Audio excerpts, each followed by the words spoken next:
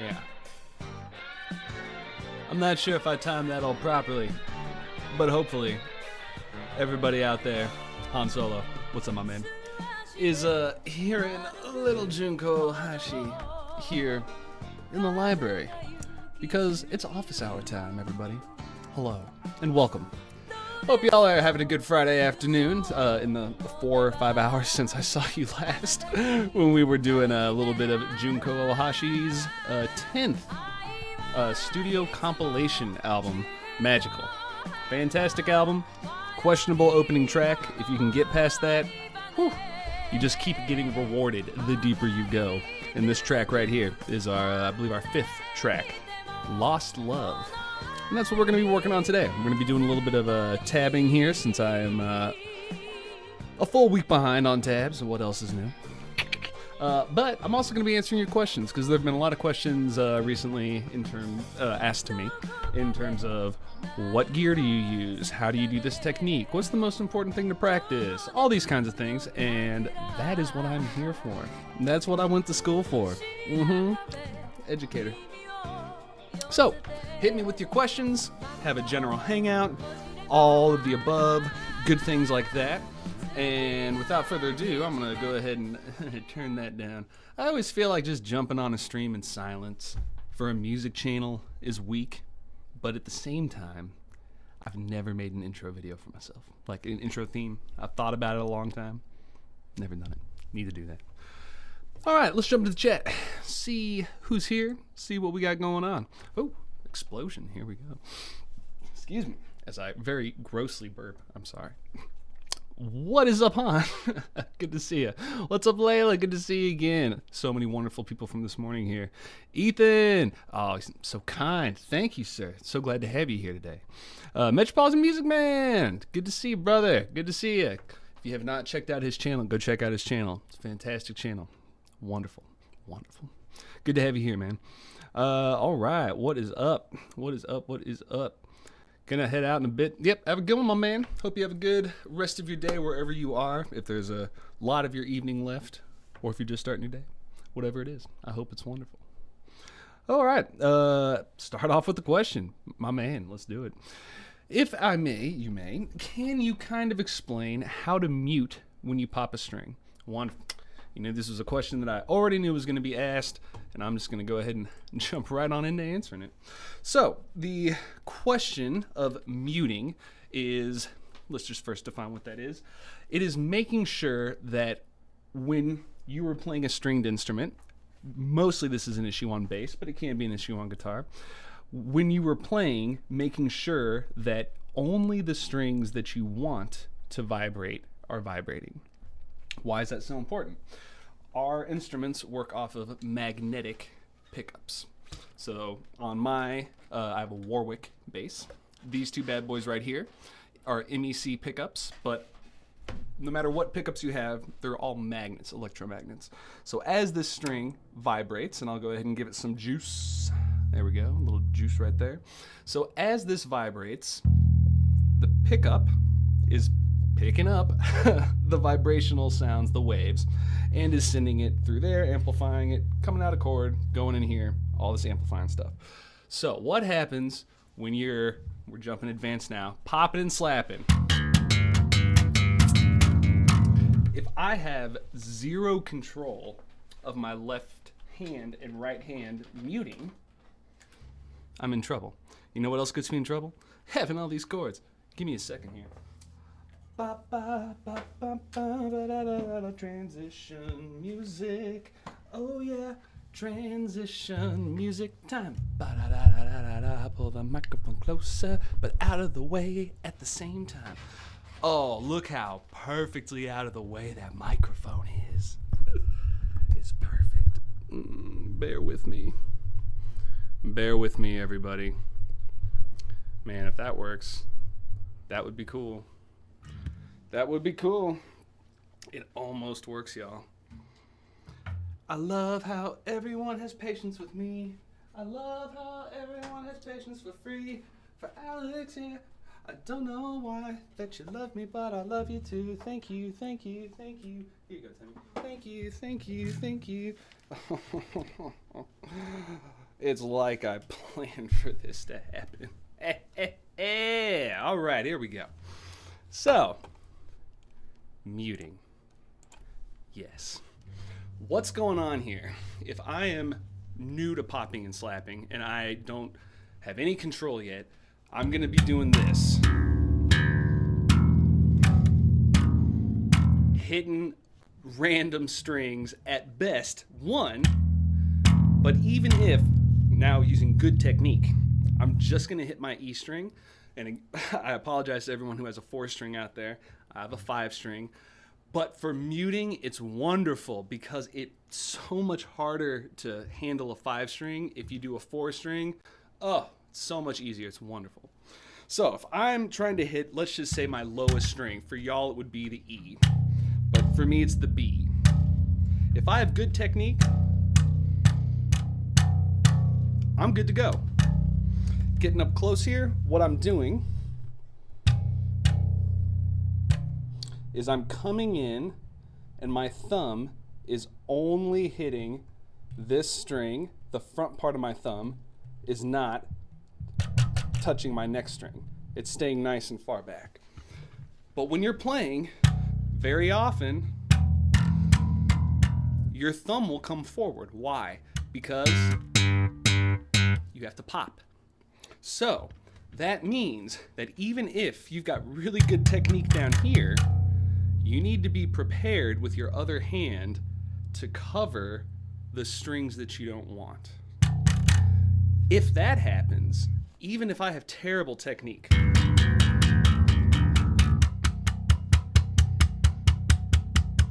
it sounds a little dirty and muffled, but I'm only getting one string. How do I do that? Over here, I only touch the string enough so that it stops making vibrations. If I touch something too light, or if I touch it on a harmonic,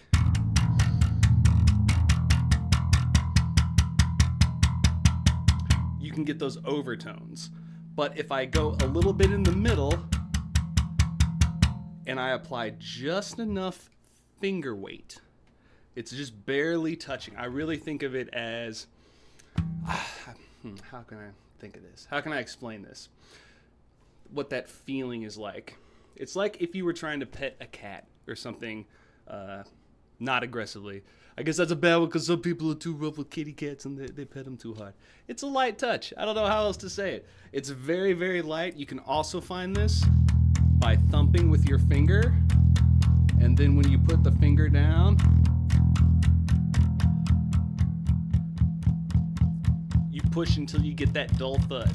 If you go this far, too hard. If you go a little harder, now you're playing. So you want that kind of dead sound. Bonus, once you find this deadness in your left hand, this right in between just kind of touching sound, not only have you found muting, you've also found ghost notes. This is how we do all of our ghost notes. Is if I'm doing this kind of bass line and I want to add some spice in between and have it be yum bum bum bum bum bum, I'll double. And that's too much sound and I want some rhythm.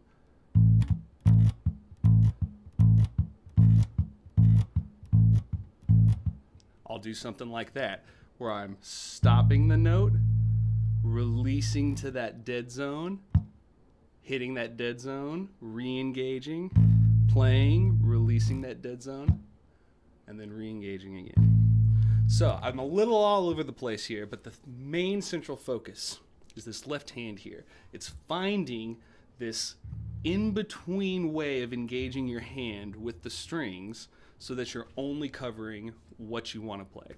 So let's go to the 4-string example. So I'm down here. I need to have a finger or a couple fingers very relaxed, resting somewhere on these other strings. If I do that, there's no way anything else is going to ring. So I've got that. Now you may be asking, okay, well, great. Well, what do? I want to use my other fingers to play. Well, you learn to figure out what's going to work in the pattern. So let's say I've got an octave pattern. Or here's something more common. Down here, up here. So that's a 5 and then a 7. For y'all, it'll sound like this. Again, I'm just using this example so you can see for the physics, the physicality of these lower strings. If I hold these both down, they ring. The popping and slapping sound is more like that. I'm doing the same thing with my right hand. What's different over here? After I engage my note and slap it, I let go and I go into the dead zone. And then, right before I pop, I engage, and then right after I pop, I disengage. So slowly, 1 and 2 and engage, disengage, engage, disengage.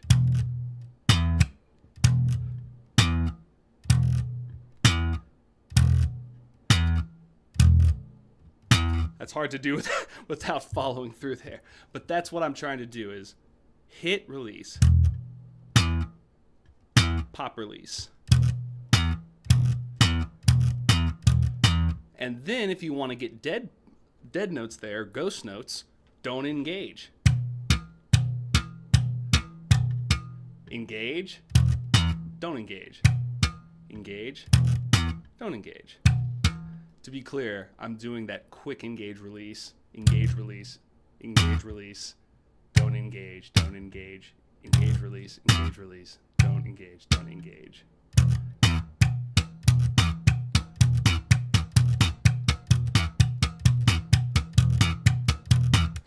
And then when you pattern all those things together, you can get cool.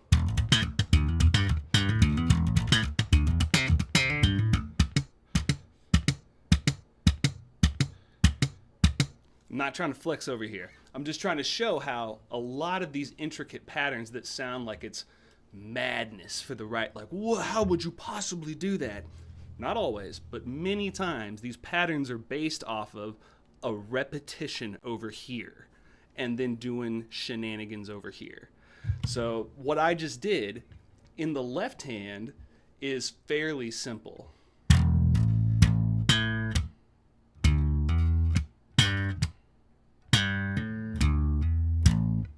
But over here, I've got this.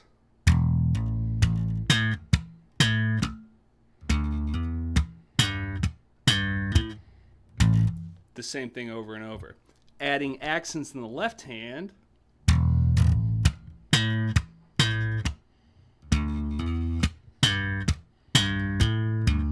I guess I added something at the end, but you get the idea. You can start layering all these things together, and that's what makes, something like a Flea pop and bass line that seems like, what's going on, or like Les Claypool. It's all about repeating patterns in one of the hands, if not both of the hands. So, going back to muting here before Han leaves, because I know that he was the one who asked the question here. Let's see if I've even come remotely close to helping it all here. Let's see here. Ba-da-ba-ba. Hey man, four string, okay. Feels like playing on easy mode after playing 5 strings for so long. Yeah, it's having that extra string is something to hang. Like, it's a beast. I think it's worth learning how to do, but man, only if you have the time and you have a lot of patience in your life. Whoa, Han, homie, you were too kind. You were too kind. I hope that means that I was helpful in some ways to you. Thank you, sir. Thank you. All right, I want to get better at playing on a 4th string before upgrading. Absolutely. Good. Okay, so the ghost notes on slapping down, but on popping, I couldn't get the notes to mute. Probably too much pressure on my part. Very possible. With the popping part of it, the way I would practice it is, let me see, how many steps do I do? Okay, I'm thinking 3 main steps. You've got the setup phase. So you're going to get your hands in position. So let's just say I'm over here. I'm on my being dumb, G string. And I've got my pinky on the 7th fret. So I'm going to pop that note right there. So I'm going to get my hand over here in position in such a way that with very little motion, very, very little action here, I can get a solid note. Really, really solid note. So that's the first thing. Second thing, I'm going to take my hand, whatever finger I'm popping with, 1 or 2, I'm going to get that under here, and I'm going to make sure that that is in the spot I need it to be.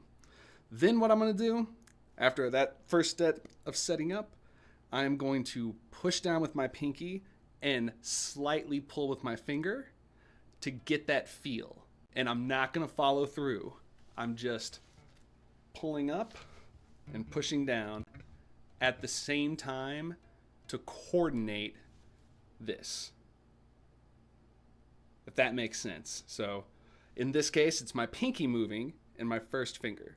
So just a little bit of action there, just pulling up.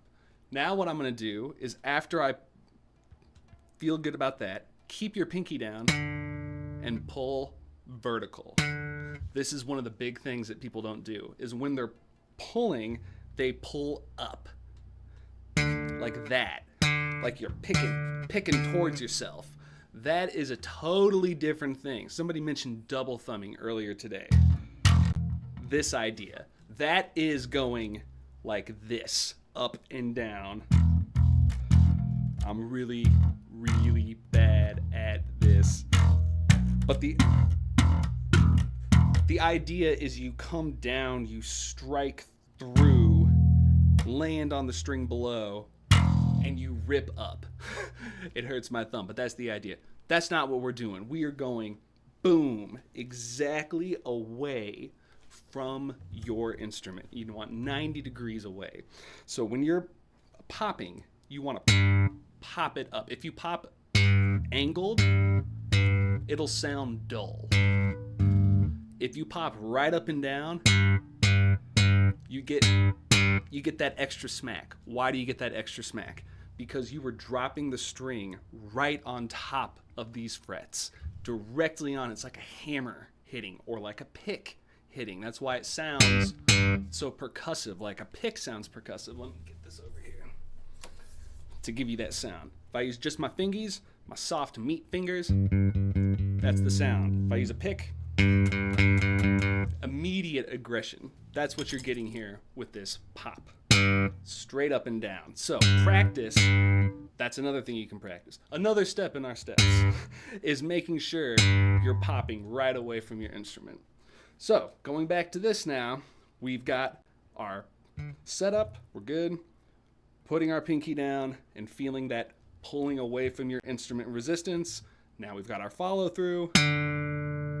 That was a good ting. You hear it, ta-ta, that was great. Now you release your left hand back to the dead stage so that it's just touching. So those, what's that? So setup 1, go and test it, 2. All right, follow through, 3, release into the dead state, 4. 4-step method. Okay, so now I'm set up so I can just do the 2nd, 3rd, and 4th step.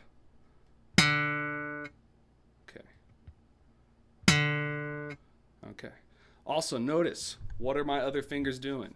Relaxing across all the other strings, so that while I'm doing stuff over here, because if I didn't have that, did you hear how immediately my string started vibrating? Why? My hand was on there to mute it, and then I lifted my hand off. That's all it takes. So if your fingers are laying across, if I'm pushing too hard, no good. They have to be totally relaxed. Just the most relaxed thing ever. But if you have that, you're good to go. Now you can still hear a little bit of my hand rubbing on the strings. So you can always hear a little bit of sound, unless you're really good. Victor Wooten can be totally silent. Okay, awesome. I hope that was helpful there. That will get you going. You just do that slowly and then go faster. Release, release, release. And then when that feels good, don't engage. And there's your ghost note. Engage, disengage, but still pop.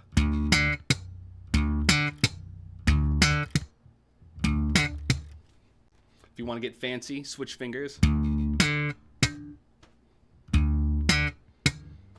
So I'm a violinist by profession, and as a child, you may have heard of this, the Suzuki method, which is a method where they teach you by physically doing the same thing over and over and over and over and over again. And one of the things they make you do is you have to put your instrument up, get ready to play a note, and then take it down, put it back up, play that note, take it down, put it back up. And if you can imagine a violin, you have to go ba ba out up, ba ba out up. And I was always thinking to myself, man, someone's gonna throw their instrument on the ground. I never saw it. I'm sure it happened. But in a much safer way, this is a good relaxation exercise. I'm palm muting with my right hand, bringing up my left hand, palm muting with my left hand, getting my pop, switching back. Even though I'm not doing this to a rhythm, it's helpful. Okay, I hope that was your $10 with, man. You're so nice. You're so kind to me. That was unnecessary, but you have no idea how much I appreciate it, man. I really, really appreciate the donation. Thank you. Okay, let's jump in here. Mark King 3. Mark King there. I wish, man. I wish. Okay, the ghost notes on the slapping down, but I'm popping. Okay, got it. Would you be cool doing a song request? Hell yeah. What you got, Bobby? Let's see. Wow, I never thought about it like that, but it makes perfect sense. So, last thing about this vertical popping, same thing for slapping. You want to go on, hit at your instrument. It's different from double thumbing. Double thumbing, much lower. And again, strike through, pull up. I suck at this, but that's the idea. What I copied Flea. I watched so many Chili Peppers videos. He is coming like this, coming straight. It's like you're giving a thumbs up. You keep your entire arm right here, and then you turn to the left, and you just do it all. It's all in the wrist. It's like you're going, wah. I believe that this is American Sign Language for applause, is doing this. That is the motion. It's turning your wrists in that way, but you've got your fingers in and your thumb out. And then you're just wiggling your thumb. And that's this is the practice motion. If you do it right, it should feel almost like your thumb is weightless, because it's just loose.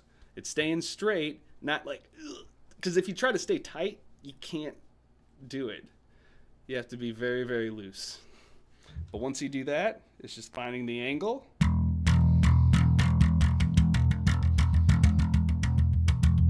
And you can do that kind of thing. So, practice, I have all the faith on. Now, let's switch it up, because there's a song request. Let's see here. What song are we doing? Hey, what's up, Melodiza? Windy Lady, thank you. I'm glad you enjoyed it. That's a great song. Such a great song. Wax on, wax off. It is very Miyagi. It is very Karate Kid, I'm telling you. That whole idea, I thought it was silly. Like, cool as a kid, but, like, that doesn't work. Now as an adult, it's like, there's a lot of merit to what they were doing in that movie. All right, Cruising by Cool Sorcery. Let's do it. Let's do it. Let's pop over here. And let's see what we got first of all. Okie dokies. So we got our Junko here. Save that for later. Get the old instrument muted. And let's see what we have here. So we've got, type in the right word. Cruising by Cool Sorcery. Let's see what this is. Cruising by Cool Sorcery. I didn't spell that even remotely right. Thank you, YouTube. All right, let's see what we got. Let's oh, little off the city pop beaten path, but I like that. A little kind of surf punk. Yeah, I'm cruising. That tide is the game. I'm even. Ain't got no shame. All right. Don't care, I'm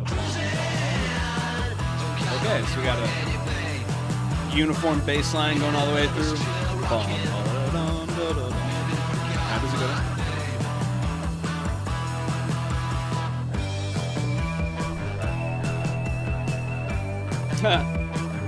I like the Munsters organ in there.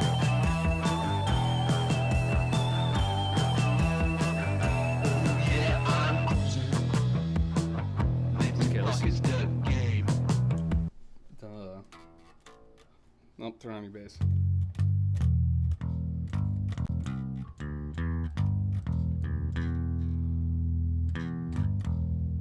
Okay, so we're in E minor. Had to use my brain there. Again, apologies. B string, we don't need it, 5th string. Why am I using a pick right now?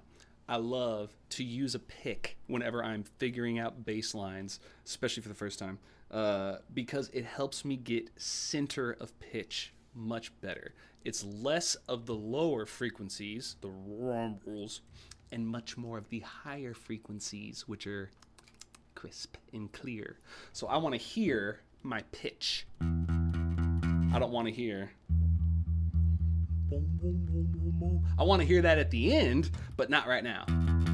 I want to hear my pitch, exactly what's going on. So we've got this bass line, and we have a song form here where the thread in the fancy classical music world, the philo, the soul, the thread of the soul, is a repeating bass line over and over and over while everybody else changes. Vocals come in and out, guitar changes from a single note to a power chord structure, drums intensify, unintensify, all those kinds of things. But the thing that stays unified is this bum ba ba bum ba da dum. But I want to make sure I get it exactly right because I'm not exactly sure where the turns are because it is so wah wah wah wah. And now I'm bleeding. On the ground with no pain. Don't care, I'm cruising.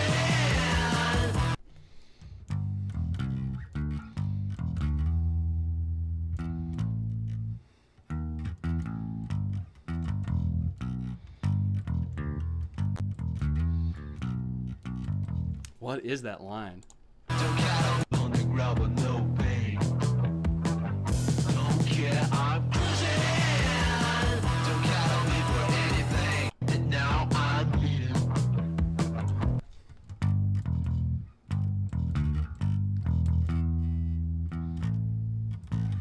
Is it that?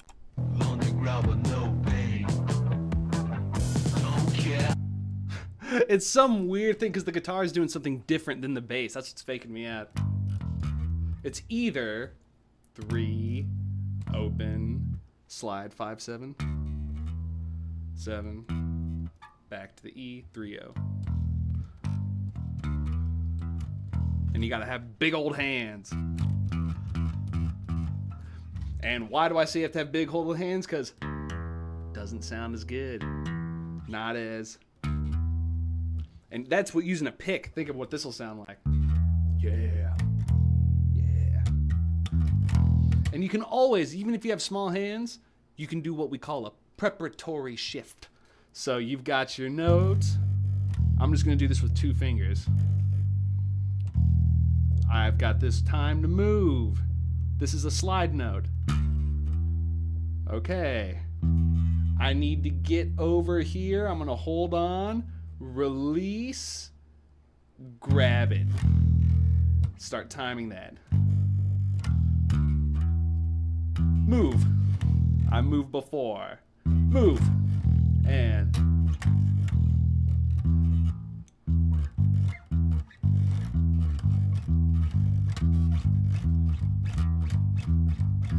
it looks like I'm going really fast. I am moving quickly, but it's smoothly. I've prepared that shift. So, let's jam it up now.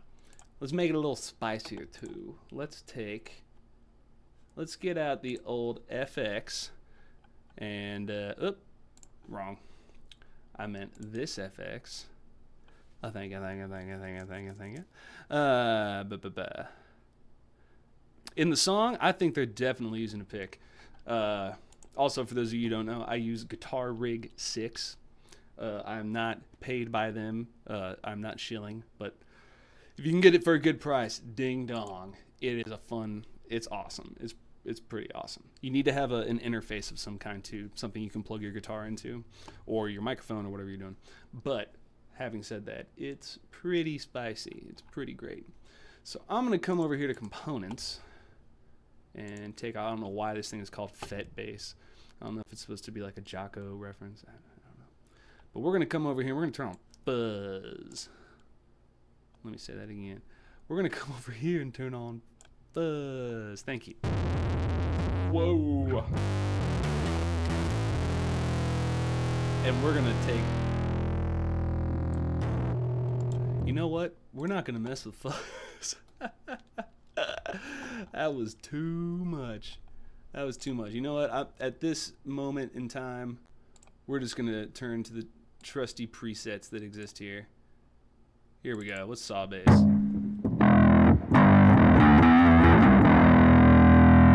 That's pretty cool. Let's take that studio flanger off and let's turn that way down. But other than that, that might be pretty cool. Ooh, yeah, with a pick.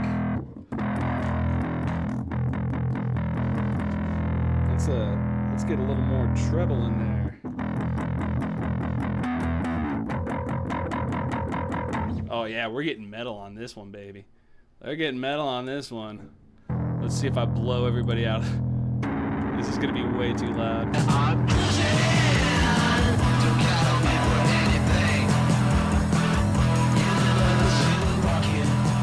We'll see if this is a murder for everybody. If it is, please tell me. This is a learning experience for me. I'm trying to get better with the whole streaming thing. So that was too low. And last thing that we're going to do here, we're going to use a fun little trick. Where if you barely turn your input on when you've got a compressor or a limiter on, you can get a really thin, kind of cleaner tone, and then you can bring the noise. So let's have a little fun with this one. Let's see what's going down. I'm going to turn off my microphone so you don't hear all my crazy clicking and clacking.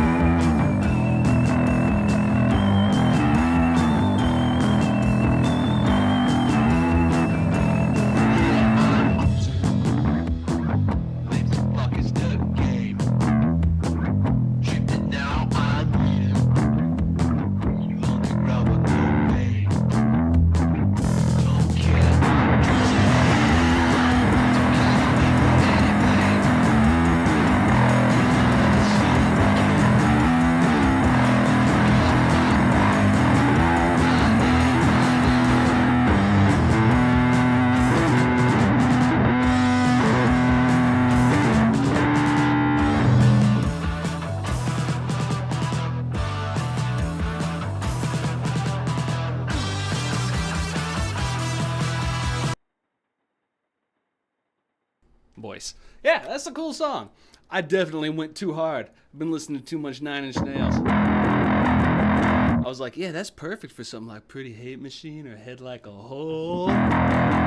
But not really for much else. Okay. Very cool song there, Bobby. So, I don't know much about Okay, I'm not gonna lie. I don't know anything about this band.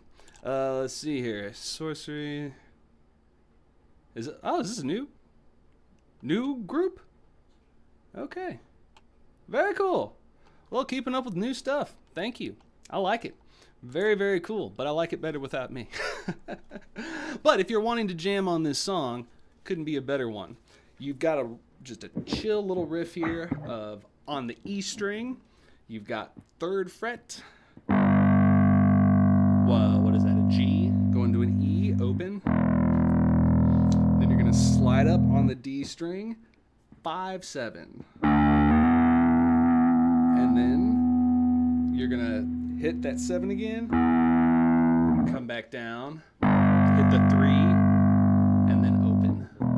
And that's on the E string. So it's E string, A string. I think I said D string earlier, I'm sorry. A string. And then back to E string. If you were wanting to have something a little simpler, you could even just go. Just skip this second time you do it.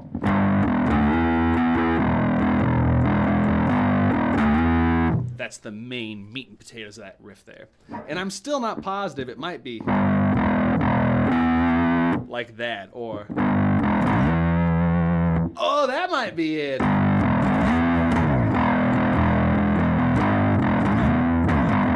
Oh, that might be it right there. That craziness. 3 open, 3 immediately 12. 12 immediately 3. 3.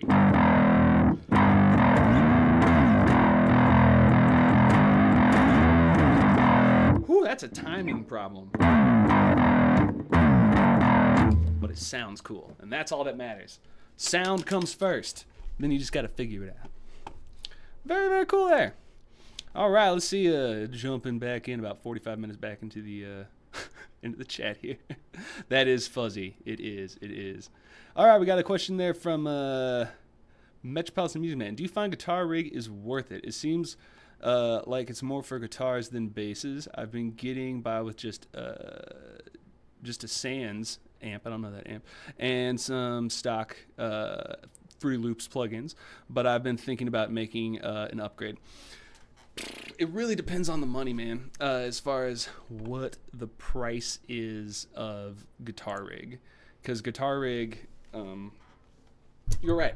You hit the nail on the head. It is absolutely 100% more for guitars with the presets and things like that. However, I have found the bass presets and the vocal presets are quite good.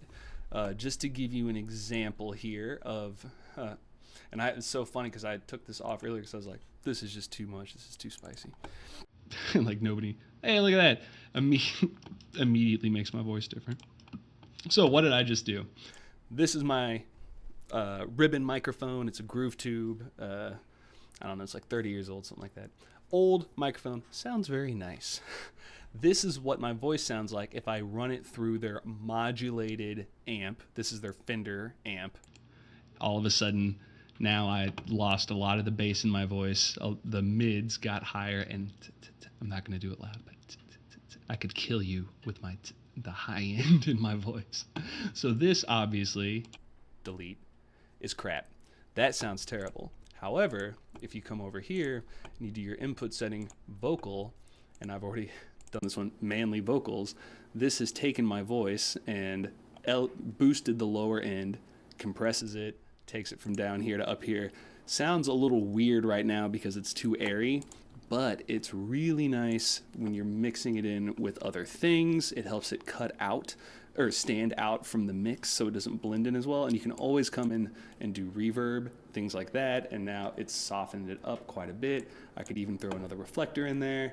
Now that's even more diffused so it doesn't sound nearly as crazy. And I could just come in here and be like, rock and roll forever, rock and roll together with you.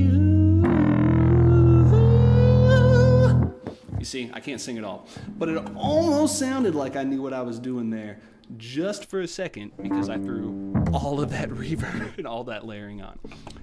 That is an example of the vocal side. But for the bass side of things, the reason I bought this program straight up is for this one preset, FET bass. I don't know what this is, like all of their presets. Let me just show you this. So if I come in here and go to the bass presets, they have 104 bass presets. I can go to characters. Let's say I choose clean. All right, 38 clean characters here. And they have things like Desert Funk, which is, you know, it's got a lot of wah, auto filter. Let me get here.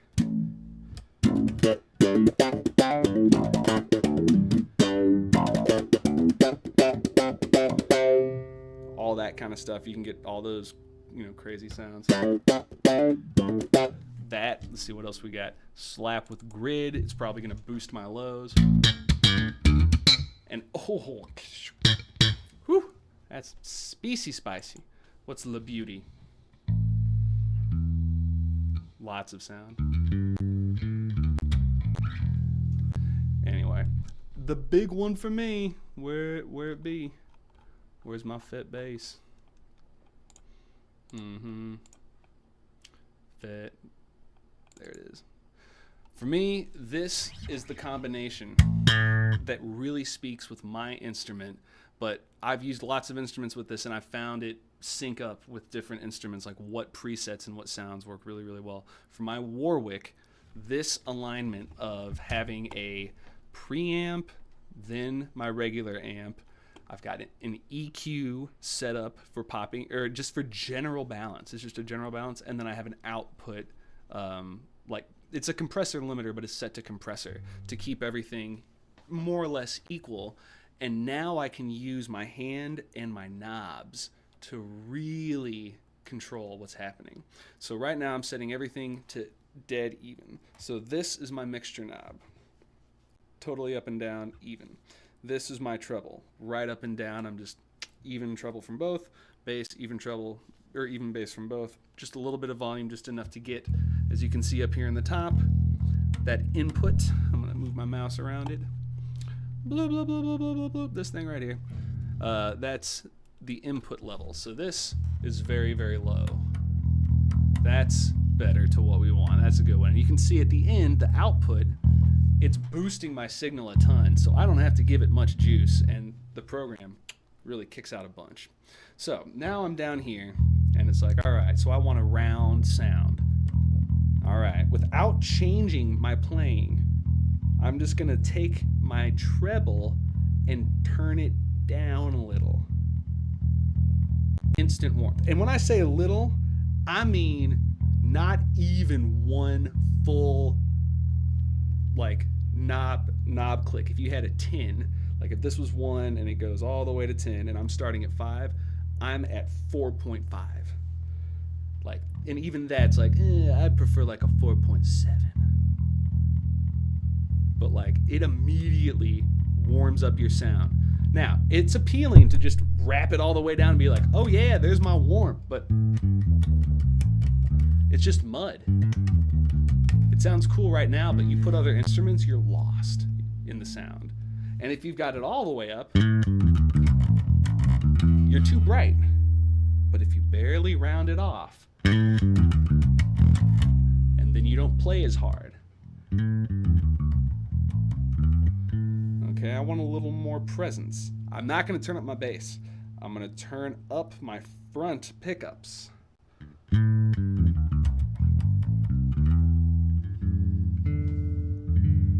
Go. For that warm bass sound, this is a great place for me. Now I want to pop and slap. I'm ready to go because all these compressors are lined up and set up for me. To have this alignment where I have I have a setup, you know, preamp here, that's making sure my input is good, having a setup compressor on the outside, having an EQ in between, on top of my bass amp. I'm poor. I also, I don't have big rig stuff. And this is, what you need to get that sound is to process things in that way. For those of you who are with me early on in the channel, you'll remember my daisy chain of like my compressor pedal that would go into my little crappy EQ that would then go out into a computer, then would come back out into an amp, into a microphone. I was doing all that because I didn't have a modulator like this, but that was the only way to get a good sound, because I'm sure many of you have experienced getting an instrument and plugging it in and just going, this sounds like crap. What, man, I suck. What's wrong? And it was like, nah, man, it's 99, or not 99%, like, it's 75% not you. It's making sure that you've got your EQ set up right. You're not blasting. Like if I have my volume all the way up, it's just blown out. Like totally blown out. My compressors are going to save me.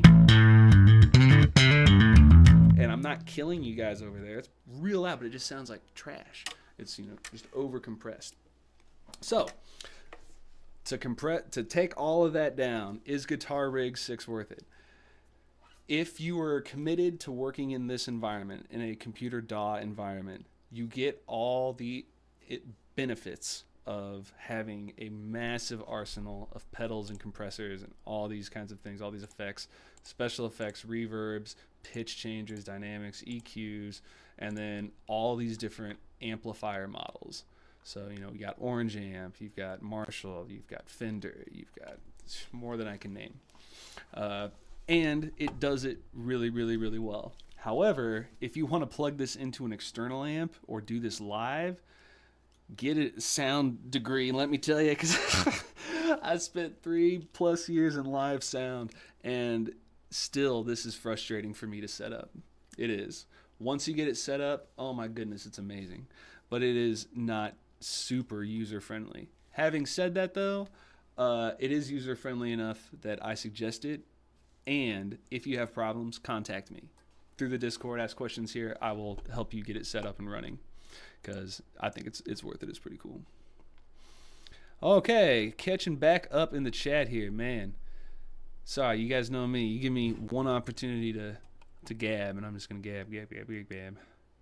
Okay, catching up with Han. If you're still here, my man, thank you so much again. I hope all that what I was saying was helpful. Tried using an interface and Audacity to make covers, but I couldn't get the song to match up with my bass. Closest I could was a half-second delay. Yes, that is one of the issues, because Audacity does not allow you to move things in a small enough increment of time. Yes, I've been there. Brother. Yeah, so what you need is Reaper. That's what I have right here. Good news, Reaper is completely free, 100% free. I forget what they limit your ability to do. I think it's like, I don't know, it makes you save and quit every 2 hours or something if you don't pay for it, and the license is like $100. But it is amazing. Like, the free version is still amazing. It is becoming so good. Jobs, like the job I left, Texas recently, Reaper was used for a not super high tier, but like a Division I university was using Reaper, instead of Pro Tools, of course, or not Pro Tools. Well, they did use Pro Tools, but Logic was the main thing. We had to use Pro Tools because of our interface box. Off topic. Yes, interfaces can be confusing, just like the sentence I just said, but I'll help y'all. I'll help y'all out, but get Reaper. That will be the first step of really, really helping. Yeah, that fuzz shook your teeth out. I'm sorry. I hope. Fruit Loop Studio. Yeah, it's been a long time since I messed with FL Studio. That's what I started off with when I was a teenager. That's how old that is. Also, don't forget I'm 66 years old. Vampire. Acai berries on the face.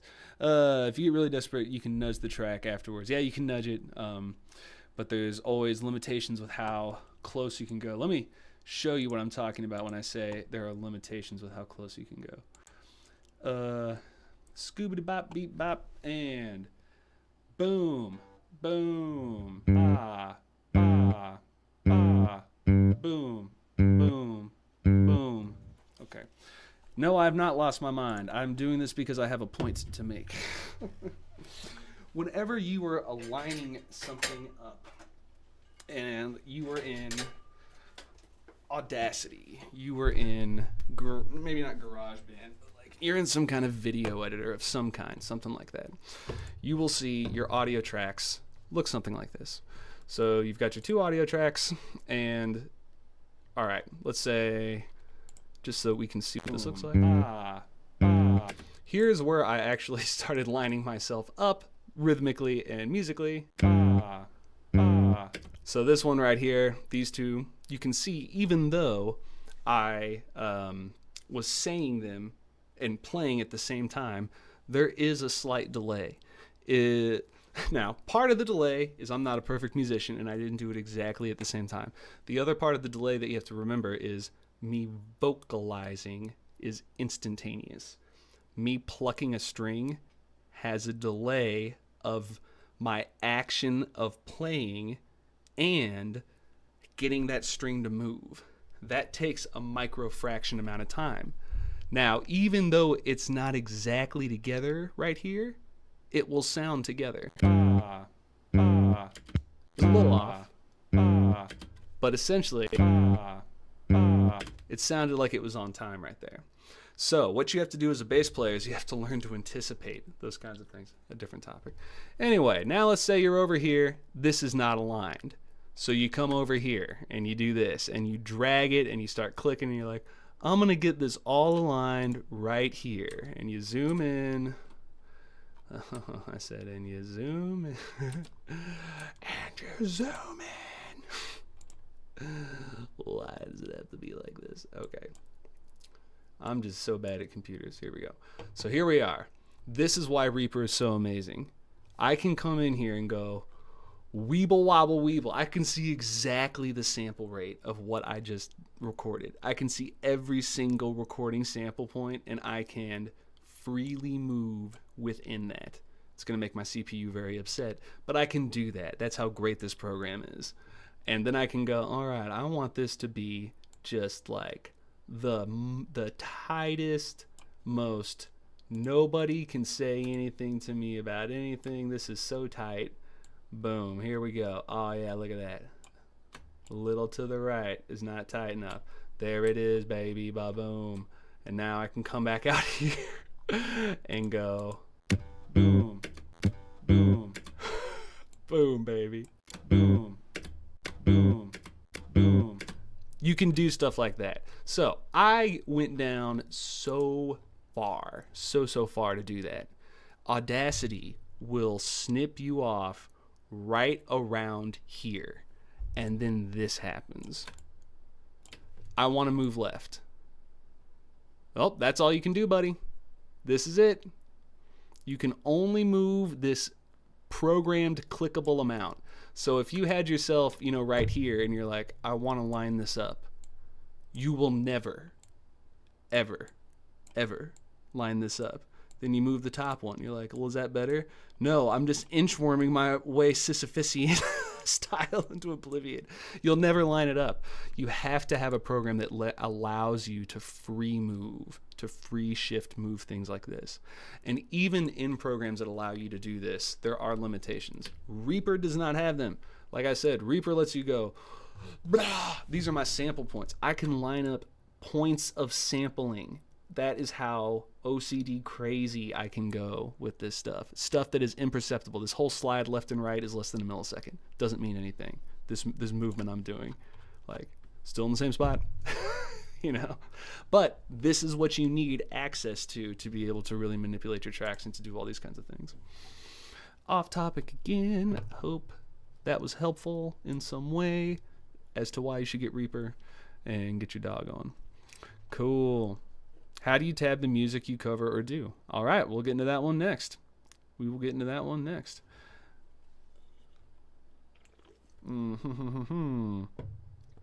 Okay. Do you find that this gets you the final sound you want, or do you go back and tweak it in your DAW for the final product? I've gone back and forth. I find now, set it and forget it. Get the sound you start with, that's it. If you try to go in after the fact and keep mastering your stuff, it's a pit where you will lose your mind completely. Yeah, I miss Al, man. Hey, Dapper, what's up? What is up, homie? Good to have you here. All right.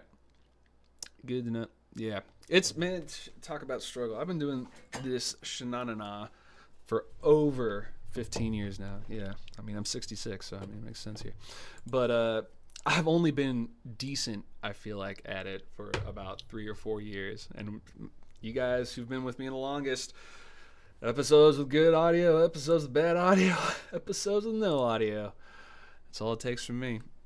So, somebody was asking, and let's see if they're still here. Who was that asking? Ooh, tasty. How do you do your tabs and all that kind of good stuff? Let me see. Pinoy Productions. Hello. Let me show you. I will show you exactly how that all works. What I do is I come through and people do suggestion of a song. In this case, I suggested that I do Junko Ohashi Lost Love. So I go about getting myself a copy of that.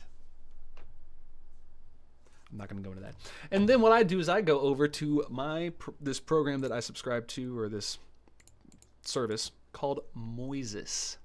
Moises.ai is the name of the program. Let me see if I can just look Moises, look it up on Google. There you go. So that's what it looks like. It's got kind of this weird little M wavy thing. But what I do is I come into here, I do new, I drop in my track, and what I am able to do with this program is I am able to separate out the audio of all the tracks that I would like to isolate. And it's a limited program. It doesn't work perfectly, but the thing that it does do very well for my purposes is 4-track vocals, drums, bass, and then other, which is like, what does other mean? That's stupid. For our purposes, what that means is it's only gonna try to isolate and separate out vocals, drums, and bass. If the AI doesn't think it's one of those 3 things, it gets dumped into the other category. Now, I've got 5-track categories, and this is a song that has vocals, drums, bass, strings, and guitar. And if I went in and tweaked my settings, I could make it recognize one of all of those things. However, you always want to think about what your end product is. And when you're isolating something, the more you rip out, like the more you are isolating things, the more frequencies you are going to pull away. So to give you an example of what that sounds like, if I play this track here, and this is probably, I'm going to turn all these levels down so that we don't blast ourselves here. But you can see how I've got this vocally or how this is all separated out here. Ooh, that is so loud, my soul. I am so sorry, everybody.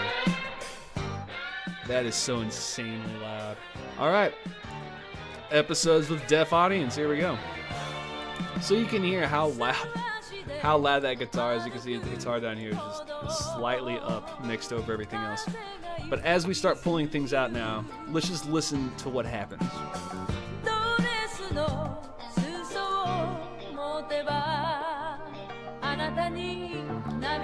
Pretty good.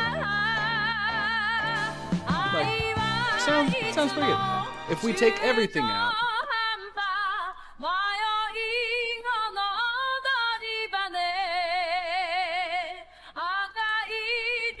you start to hear some of those what we call artifacts. It sounds almost kind of crackly.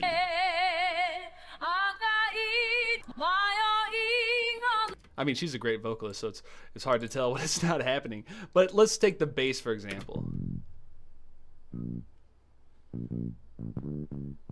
Yeah, that sounds like trash. Oh yeah. Let's listen to that on a Tuesday night. But do the reverse. Have everything else be playing. Take the bass out.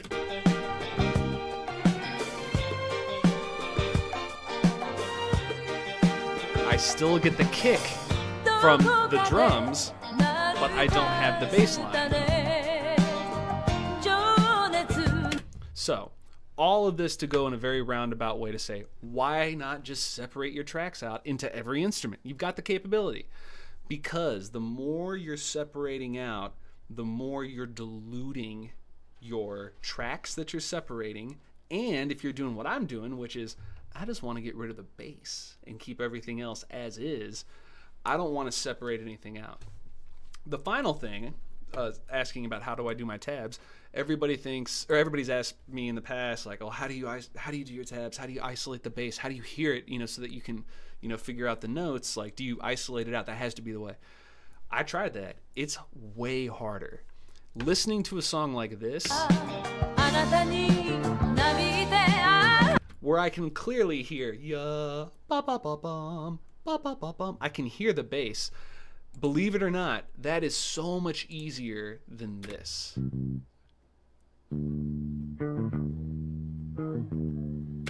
Because it sounds like yum beep bop beep beep, and I'm like, are they bending the note? Are they sliding? I can't tell. But if I listen to it in context,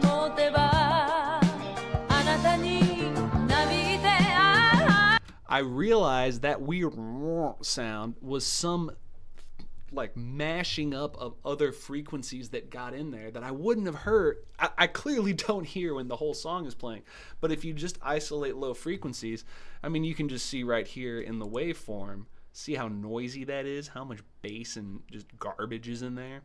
So, yes, this is my TED Talk on isolation and step one of my tapping process. But I come in here because it gives me access to all these things. But more importantly, here is the real secret sauce to what this does. It automatically, for every song I pop in here, it tells me the key I'm in. It tells me the BPM of what I'm dealing with. But this is the real, the good stuff. It tells me the tuning of the song. Tuning, what do you mean? Why does that matter? Just tune your instrument, you'll be fine. No! Musicians got to be sneaky little Pete's about it and hide some of the most important information. I hide it. It's stupid. Tuning is important. This goes through and sonically listens to what is the frequency tuning of this song.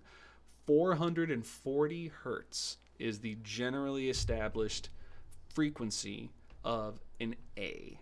Of the A that we all know and love. If I have a tuner right here, that's an A, 440. Now, what happens if I go to 442?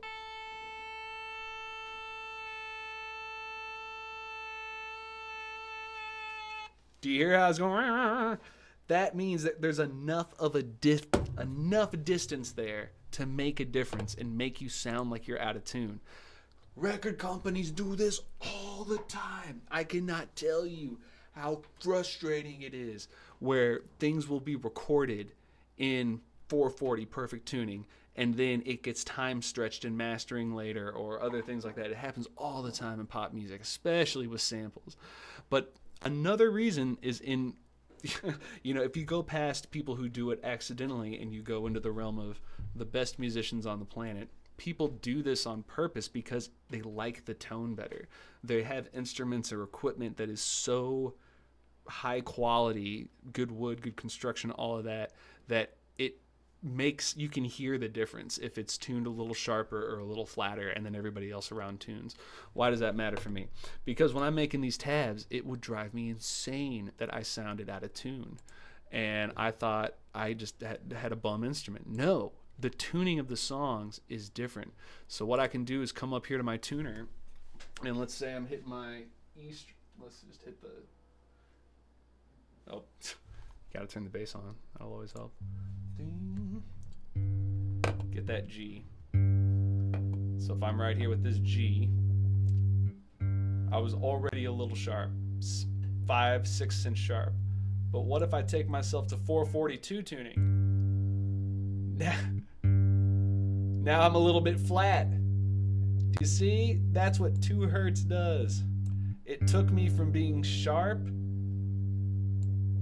to being flat. So that was a huge, massive revelation for me. And I know it seems like, dude, you're just a crazy musician who's lost his mind. No, this one little fact makes a massive difference, especially on the bass, since we're dealing with low frequencies and rumble and all that kind of stuff. It just really, really makes a huge difference. So Yeah. There you go. Now let me try to jump back up in here into the comments here so I don't get 45 minutes behind. Let's see. Have I ever heard the song Strange Overtones by Brian Eno? No, I'll have to check that out. Yeah, Moises is a godsend. Also, here's the best thing about Moises. It's $4 a month, maybe $5 now. I got it on promotion for $4 a month. It's worth it. It is worth it. There are producer features. And I don't know. I mean, it's not for me. It gives you access to the hi-fi, which I did have access to for a while, which was nice. I did like that. They did sound better. I will attest. But it's $10, I think, and it's like, that's too much money. Since this already does 4-track in the lo-fi. And again, since I'm just pulling out bass, it does it perfectly fine for what I need it to do. There's an alternate intro version to Lost Love. I'll have to check that out. That's cool. Yeah, the guitar one, though. Oh, my goodness. This guitar intro. This was the reason why I wanted to do this song, is because of this guitar intro here. So if we listen without blasting our earballs.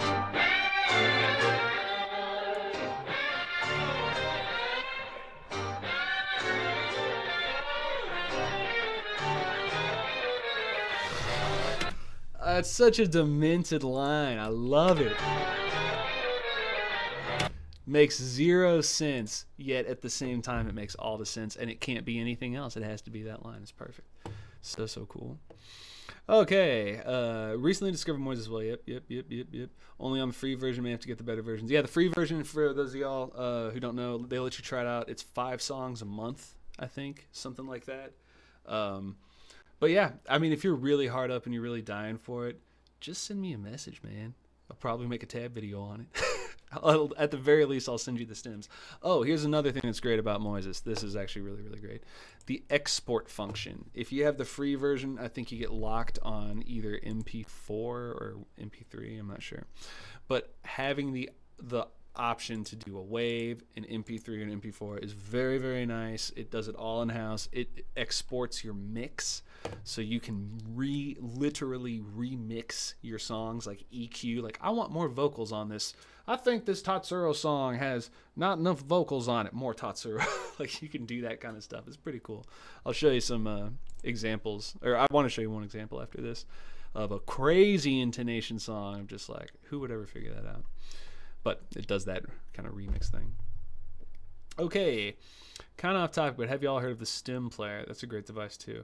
The stem player, that's not Kanye's thing, is it? I hope not. Let's see what the stem player is. Yeah, it's Kanye's thing. Who was asking about the I'm not trying to blow you up, whoever that was. I'm not trying to make fun of you. I'm laughing because I have a good story about this. Han. Oh, it was Han who brought this up. Oh, yeah. I'm going to roast you then. No, I'm kidding. So, stem player was a very cool artistic idea of creating a music player slash sample. As I understood it, you could record sounds too, like a sampler and remix device that would allow you to play your songs on the go, but also remix them on the go. And that maybe they had in mind, you could take this to a party and plug it in and DJ a party. But I really think that they were marketing this towards the artisan hipster listener who wants to listen, remix for themselves and be like, no one's listening to what I'm listening to right now. And not, getting off of the teasing side of it. Artistically speaking and conceptually speaking, it's pretty darn cool, that concept, because the final piece of this is they were marketing it towards artists in a way where, hey, give us your stems. Stem is the jargon, musical technology jargon for the individual tracks. So this right here, this line of audio is a single stem. If I took both of these, or if I went over here and I go to render, I can say render entire project. I can choose all these kinds of things. I can come over here, choose selected tracks or stems. It's the same word, a track, a stem. But when people say, hey, will you bounce me those stems? That means, will you render all of your tracks into individual tracks that I can then import into my digital audio workstation so I can see what you can see and we can work on whatever we're working on. So, pretty cool idea. You've got the stems right there and you can just boop, boop, boop, boop, do whatever you want. Here's the problem. When it came out, only had like 4 or maybe 5 channels that you could push through. And the only person who made music for it was Kanye West. Oh yeah, did I mention that it was $600? Oh, and it cost $10 a month. I'm sure Kanye West has been long hot potato dropped from Stem, and I'm sure that Stem is just so thrilled to hear me say that. And look, here you go. See, it includes J Dilla music. They are trying so hard to record. Oh, it still says Yeezy Tech on the back. Maybe not. Is this? I thought this was Kanye's. This might still be Kanye's. Well, I'm not endorsing you buy this thing because it was ridiculously expensive and nobody made anything for it. But there's a stem player online that you can use, and not me, because I did not care at all to go through this. VIP, 30 bottles in the... Yeah. So this is, again, cool idea. I've just got bass now. Like, that's neat. And then you can... I'm harder than steel luggage. Whatever. Catch a flick at me on your droid, the film won't develop. You heard? I said the fucking film won't develop. Talking like you got style. I just came... Grape Clarks and plum robes. Got the club at a certain Fahrenheit draining you. See me mean mugging, I'm thinking about flaming you. Even when I don't speak, I'm still entertaining you. Back at the club is where you find me, surrounded by... Very fun. Very, very fun. You will impress your friends at a party if you pull this out and you just spend like 30 seconds figuring out how to use this little player. It's cool. It's very, very cool. Kanye has lost his damn mind. I cannot endorse any Kanye West ever again, which is sad to me because Late Registration and Graduation are 2 of the greatest hip-hop albums of the 2000s. No question. But, yeah, interesting idea, poor execution, but that's what a stem is. There you go. Sorry, Han. If you Han's over there as like a main primary investor in STEM, just like, thanks, buddy. I love you, man. Okay, I was using Transcribe for a while to isolate bass, but I find Moises a lot better. Yeah, I'd used other programs before, and they just didn't work. But this actually works. Moises works. Didn't see the tuning. That's actually big time. Dude, I accidentally clicked on this one time because I saw a feature that said, hey, you can change the key, which you can. Like, I don't know why I would want... I guess if I'm singing along, now I can sing A minor. Kind of funny. I like going down. But it's like, why would I ever do this, you know? It works. I mean, okay, let me rephrase. I know exactly why you would do that. DJs. Moises was very much designed for DJs, where you can just super fast.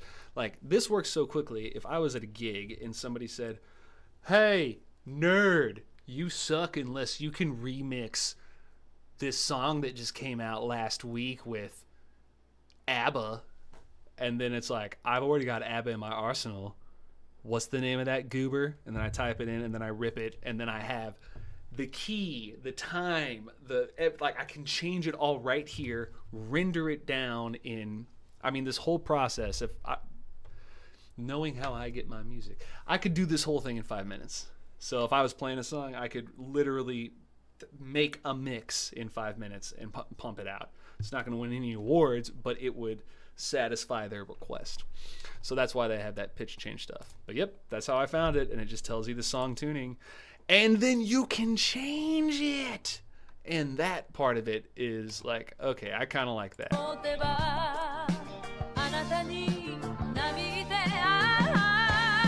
That's really subtle.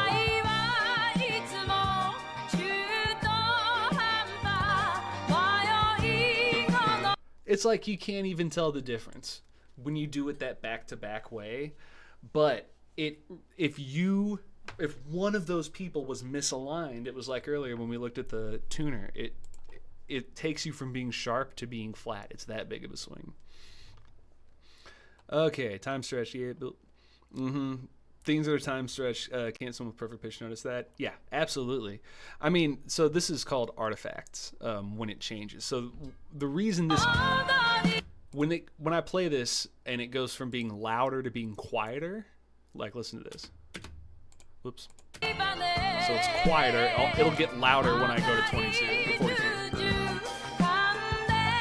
The reason it gets louder is because when they have to pitch shift, it changes things and it adds what we call artifacts, digital artifacts, extra little garbled bits of stuff.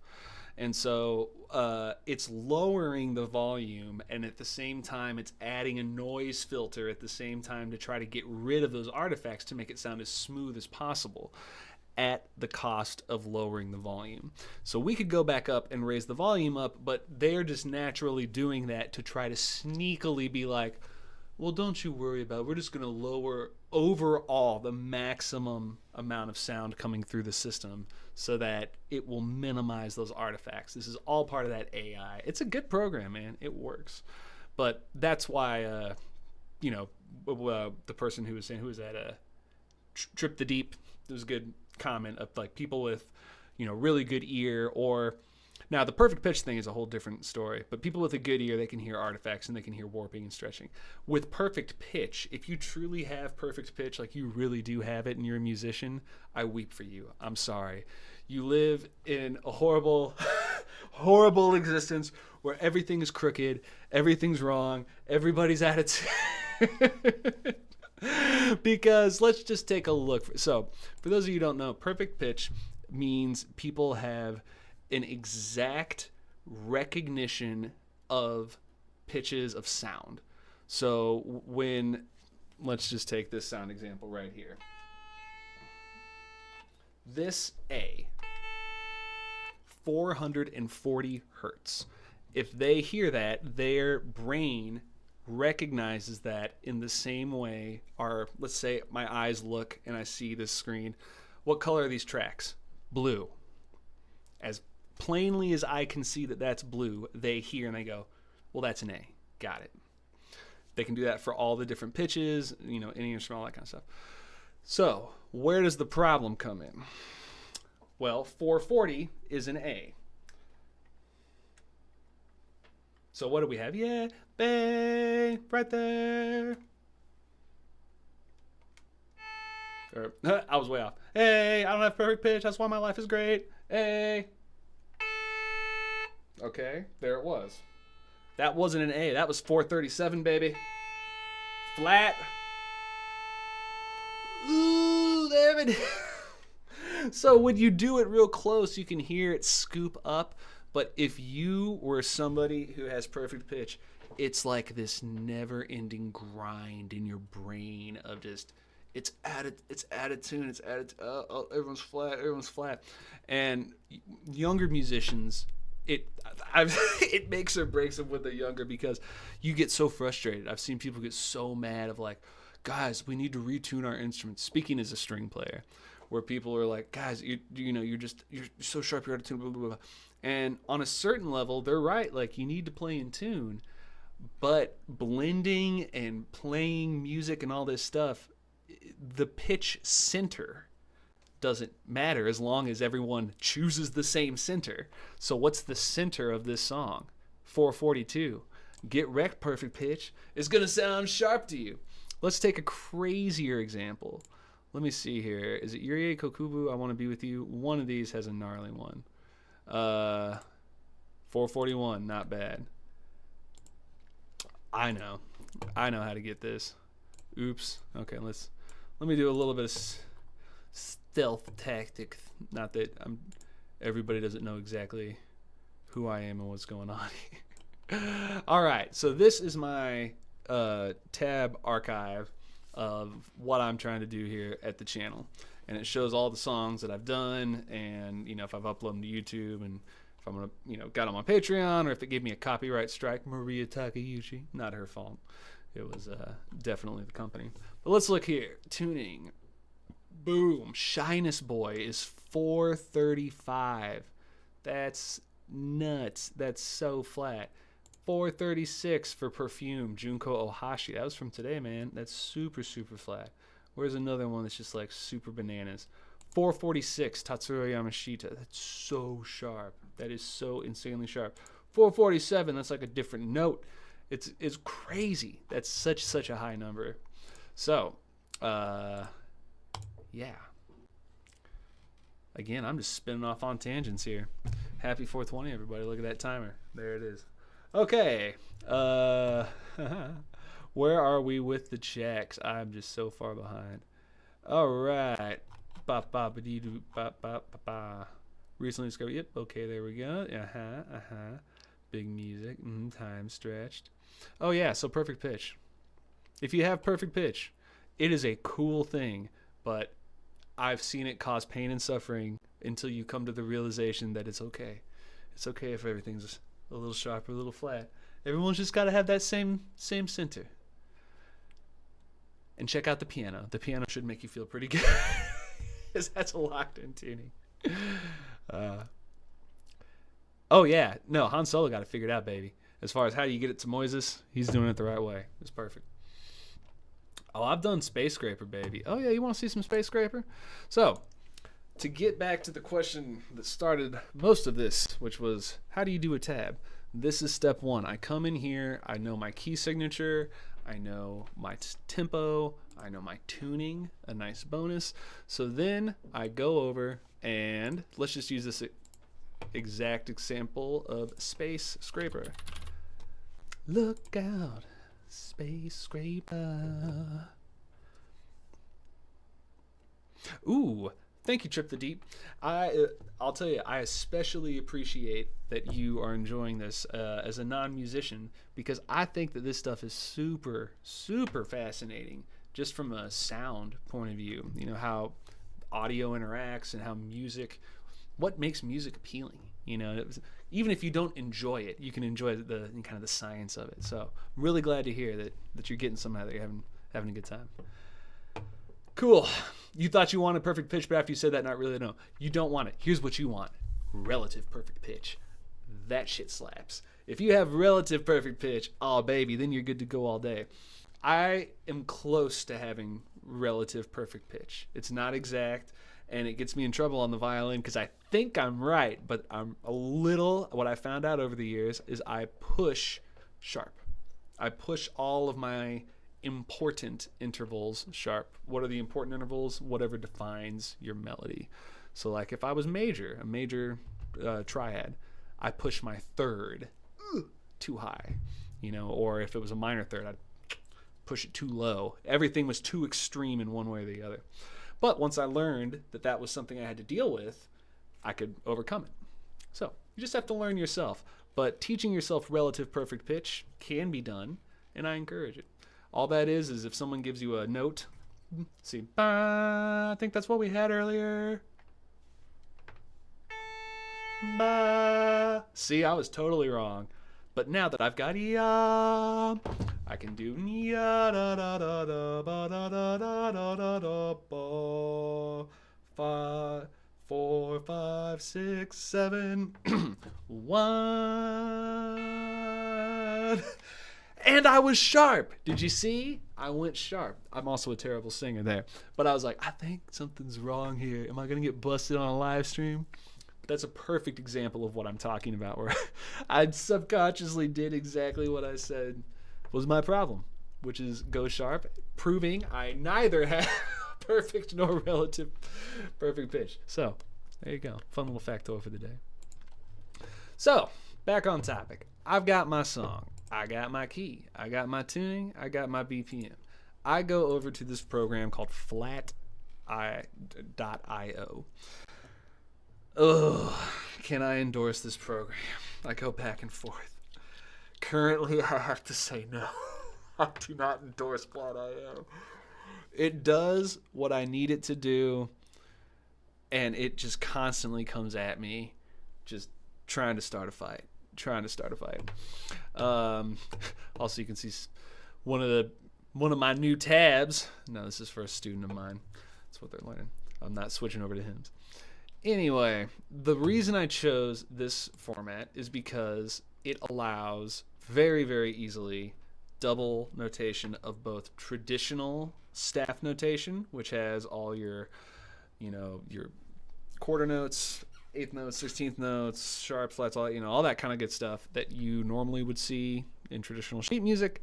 It also has the tablature directly underneath it with the notes all in the same way. Why is this so important?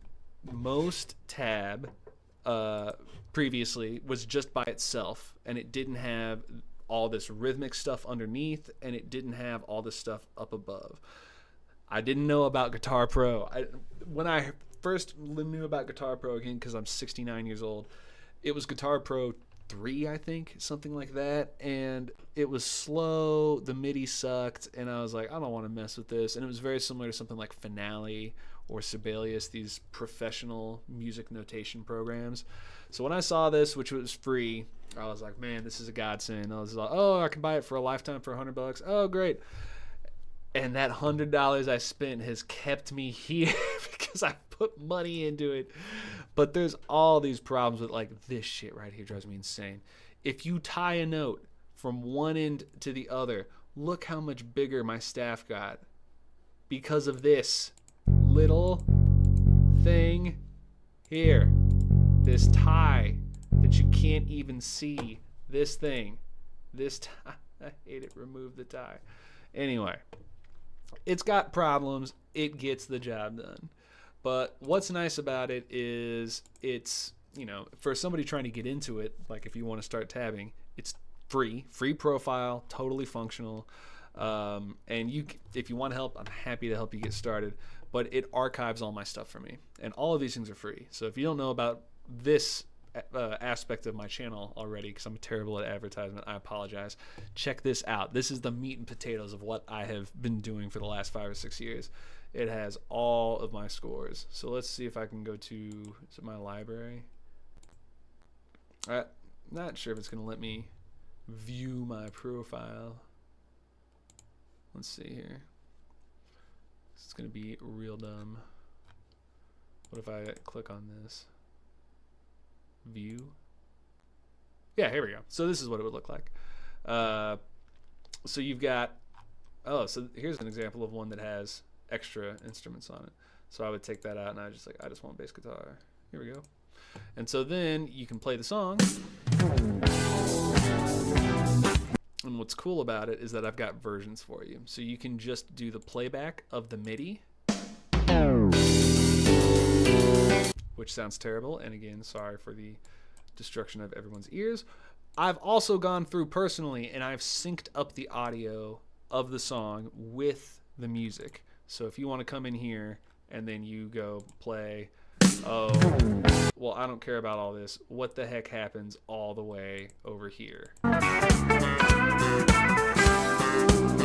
It'll hop you over here.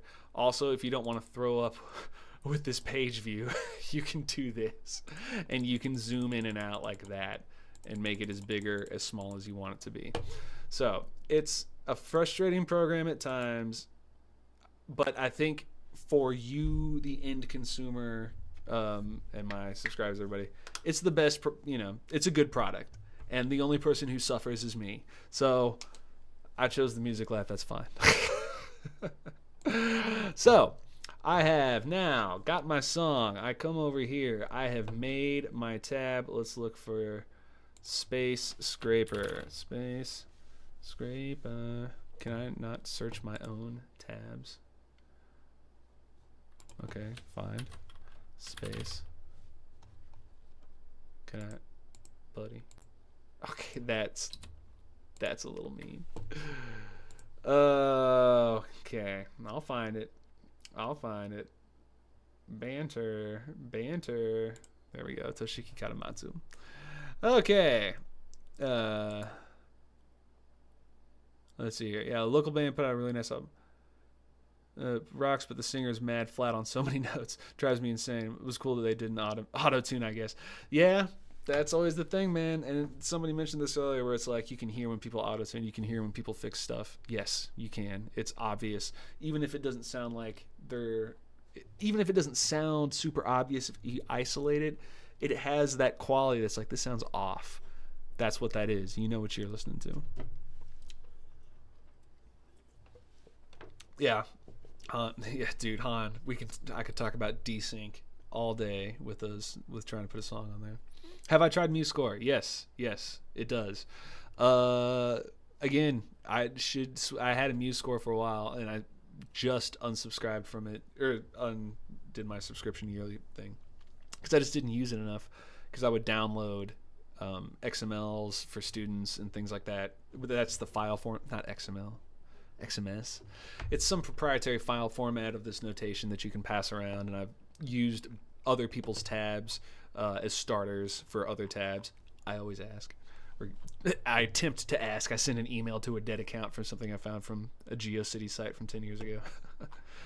Anywho, so I come in here and I make the tab, and then I go over here and I go to my templates, and I change this template, because you can go in here and you can change all these settings to really tweak how it lays out on a piece of paper.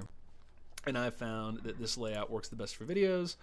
And so then I've got just come in here, pop my notes in. I've got all my articulations, different whatever I want up here. I can pop it in. There is a shortcut keyboard layout. I am so upset that I know as much as I know. It's terrible. It's really, really terrible. But once you get a hang of it, it works. It works. It works just well enough. But again, the end product of what you get here at the end is nice enough that it's like, okay, I'll cut you some slack. All right, let's see here. For some reason, I can edit your tab of telephone number. For real. Very interesting. Very interesting. Let's see here. Why would that be? Because I've always wondered. Share. Can anyone edit any of my stuff? Because that's a little disconcerting.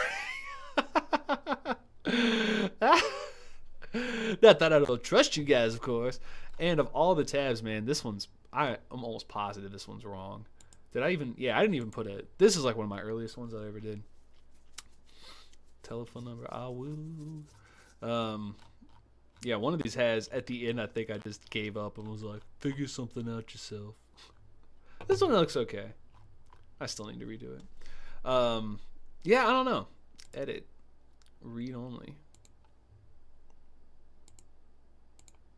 No way. That would be ridiculous.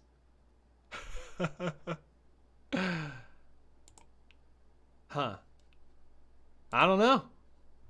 No one's tried to mess with it. Very interesting. I hope I don't have to do that with like every single one.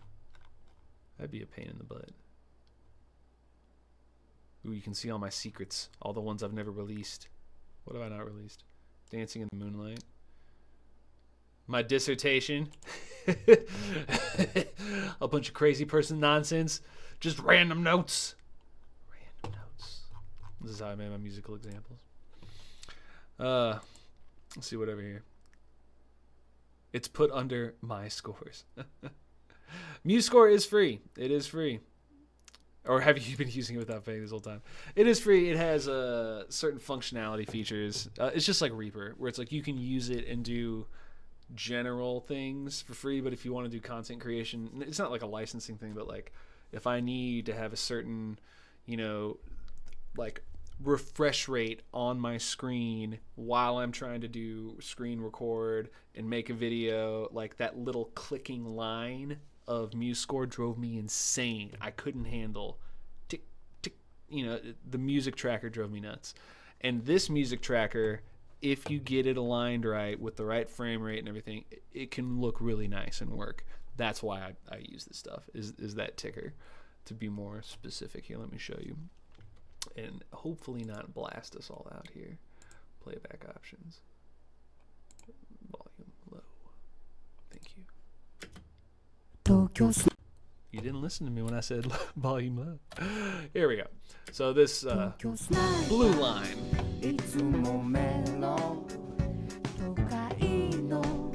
I just like that blue line. I don't know what else to say. It looks good.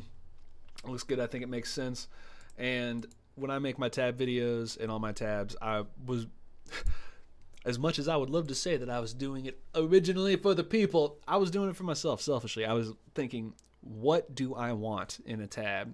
Because on YouTube, tab cover solutions does a fantastic job. There's a couple other people that do a really, really good job at that stuff. But there's nothing for City Pop.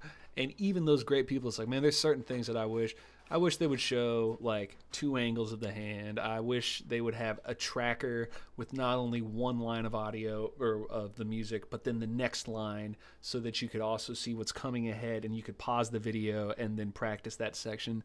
And so that's what I tried to do in my videos, is make the things that I wanted to see out, on the internet.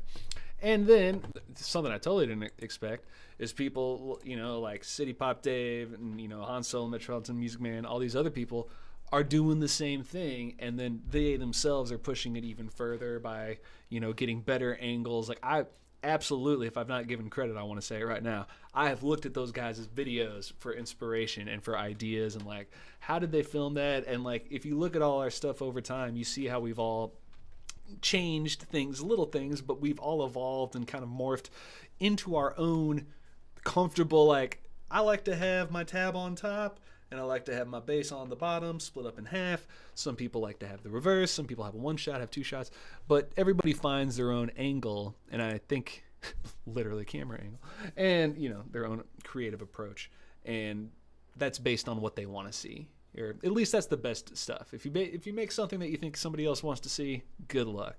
Pleasing other people is a rough road to go down.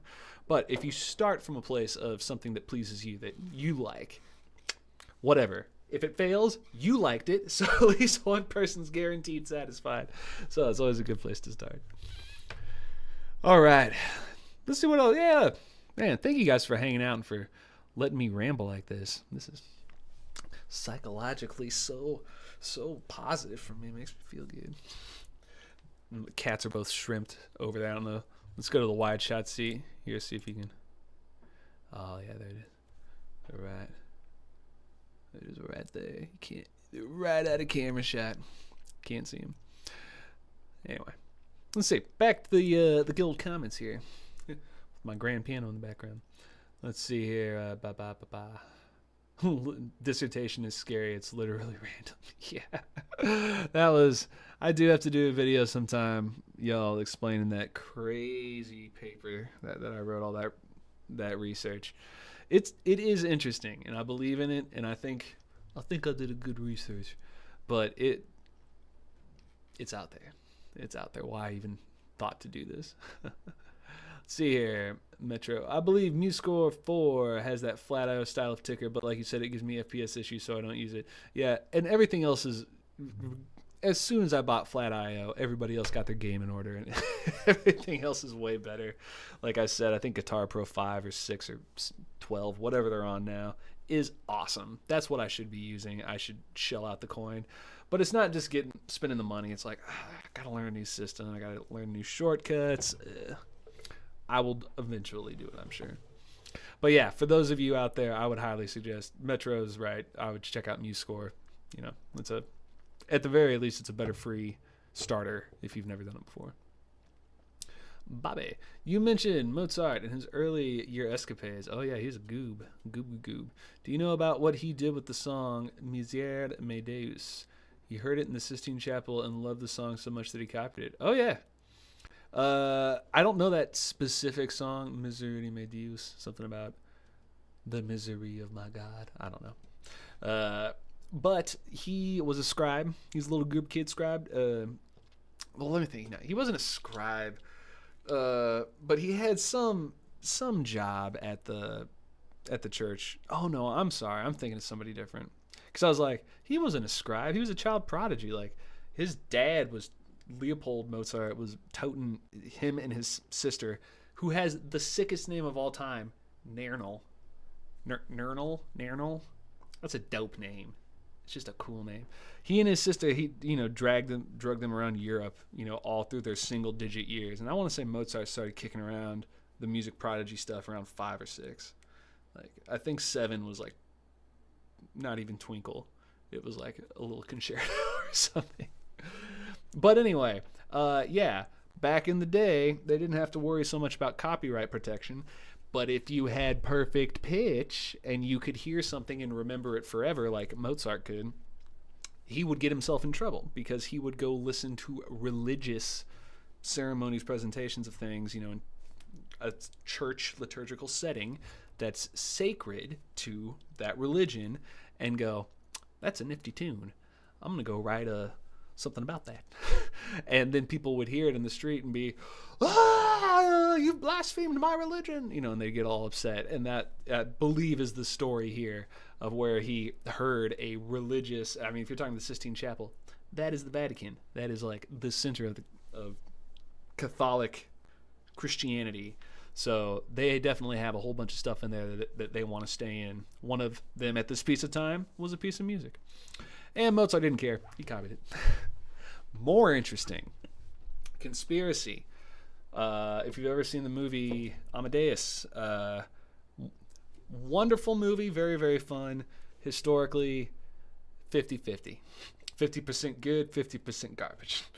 The good part, the costumes, the attitude, charisma, character of Mozart. Yes, correct. Salieri. No. He did not exist like that. He was a real person, absolutely real person, and very much was,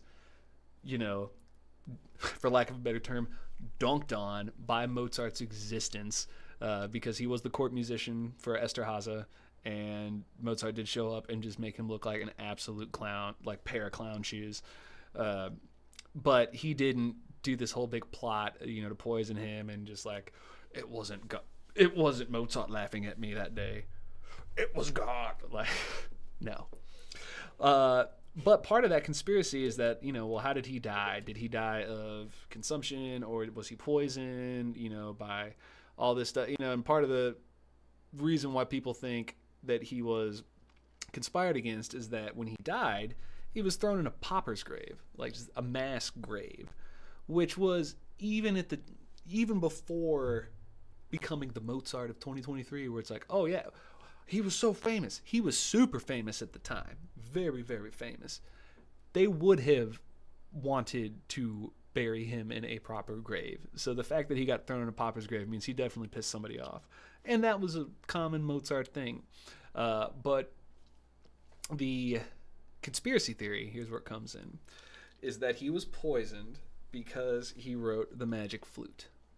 The Magic Flute is about a guy named Papageno, who is I think he's a bird. He's a parrot, I'm pretty sure. And I forget exactly the plot of this, but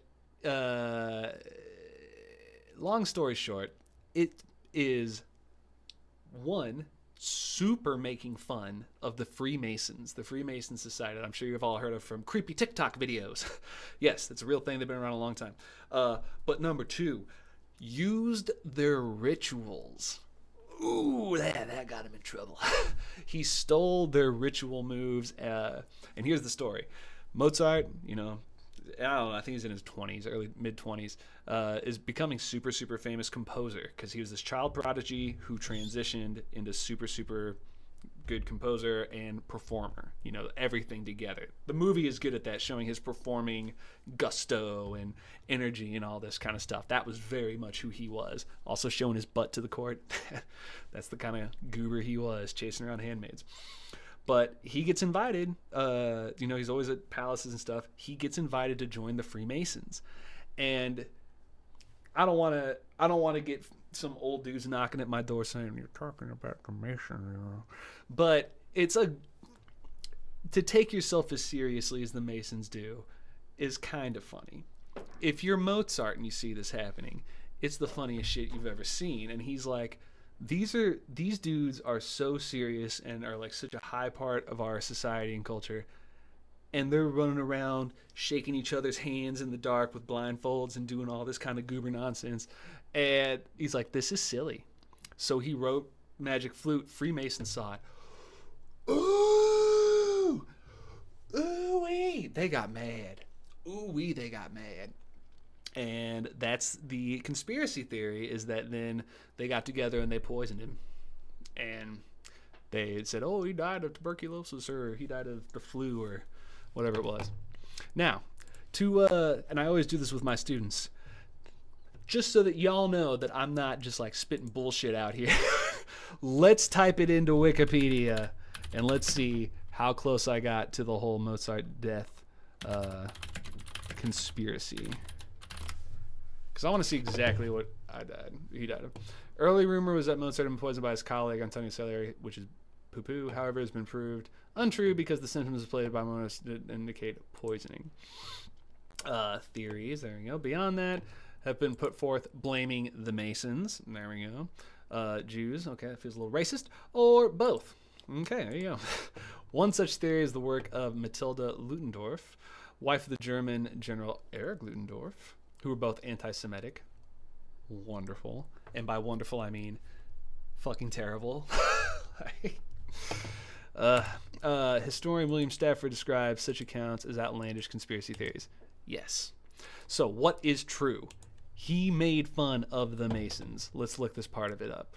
So Mozart, Magic Flute. Thank you for coming along this adventure in Music 204. Here we go. The allegorical plot was influenced by Schikaneder, hard to say, and Mozart's interest in Freemasonry, and concerns the initiation of Prince Tamino, enlisted by the Queen of the Night. Blah, blah, blah, blah, blah, blah. Yeah. Let's get to the good stuff. Opera's culmination of a change theory copy, competition troop, other passages, libretto. Yeah. Many scholars also acknowledge an influence of Freemasonry. This is really glossing over. Well, here you go, guys. Mandela effect conspiracy. This was taught to me in school as the core aspect of this. It got him in a lot of trouble, and this is a very minor footnote. Let's see, I better talk about it a little bit more here later. Otherwise, I'm going to get my conspiracy hat on and start looking for some Freemason nuggets. What's happening? Okay, good. Okay. It's got its whole Wikipedia section. That's why. Okay. Now I feel better. Okay, take off the tinfoil hats. We're good. We're all good. Everybody, we're good. Check it back in with the chat here. Tokyo Sniper issue. Oh, nice. Dude, that pre-order is going to be sick. Tokyo Sniper is awesome. Sonic Such Seer punishable by excommunication if he sung or played outside of the church, but he was given a medal for it. Yeah, that's the story of Mozart. Is like, you can't do that. I'm going to do it. That boy's a genius. It was very common. Hey, what's up, new type? Oh, thank you. How much you love my video. Oh, much appreciated. Man, I'm so glad that you're playing some bass. Get it. Pro was the first sampler. Yeah, dude, Mozart. And so the story I was confusing earlier when I was like, Mozart was a scribe. No, it wasn't Mozart. Bach was a scribe. Bach worked in the church, and when he was a little kid, he would like break in to these cupboards that had the giant tomes, the musical tomes for all these hymns, and he would like copy them in, and he'd get in trouble for that, and he could memorize them. So he would just like look at them, memorize them, and then go home and write them and do that kind of stuff. So geniuses, man. Crazy.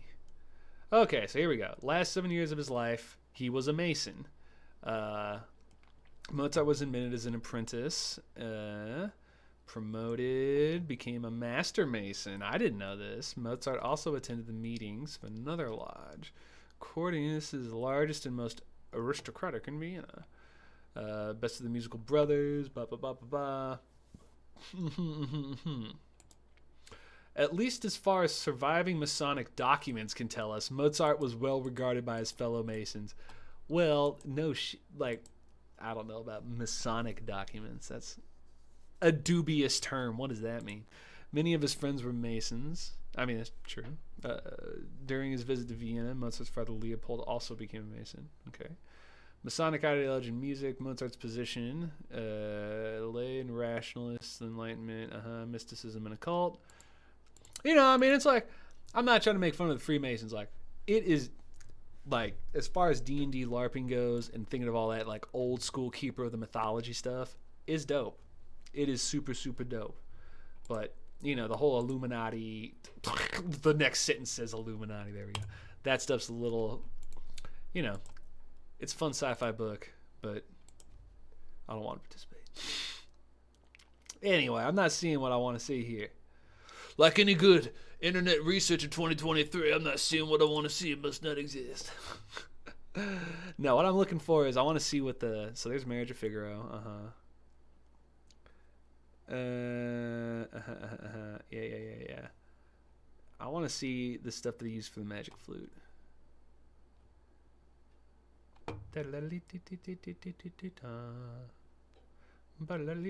The story and music of his opera, The Magic Flute, is also considered to have strong Masonic influences. It ripped lines. It straight up ripped lines from it. Why is this not... Anyway, I'm not going into any kind of crazy conspiracy, because these are all the other things that he used that had Masonic influence in it. So it is well documented, you know, his connection there. But that's the conspiracy, is that the Masons were PO'd that he did that. So I'm curious now. When did the Magic Flute come out? Die Zauberflöte. 1791. When did he die? 2 months later? 3 months later? What is that? 1791. I bet he died in... He died that... Dang. Yeah, he died 3 months later. Conspiracy. There you go. All right. Well. Perfect. Yes, before I finish, Han wants a request. Let's do it. Love is Smiling by Akiko Kasaka. We're doing it, baby. We're doing it. Love is Smiling by... I didn't spell that right. Akiko Kosaka. There it is. Ooh.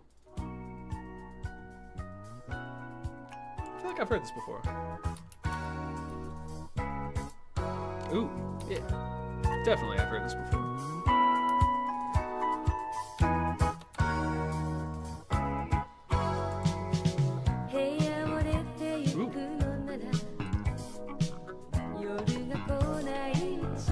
Ooh, that's cool.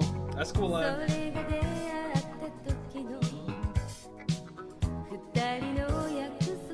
Yeah. What's that note?